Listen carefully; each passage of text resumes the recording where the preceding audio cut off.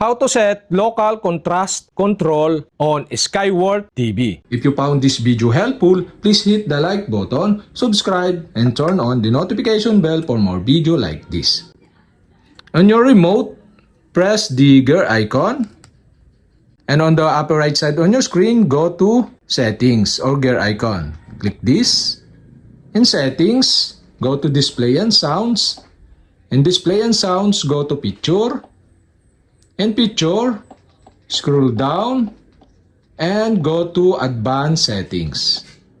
In Advanced Settings, you can see here the local contrast control. And the local contrast control is off. To turn on this, click this and you can see here the option. You can set or turn on the local contrast control into off, low, medium, or high. So for my example, I set into medium the local contrast control on Skyward TV. If this helpful, like, subscribe, and see you for my next video.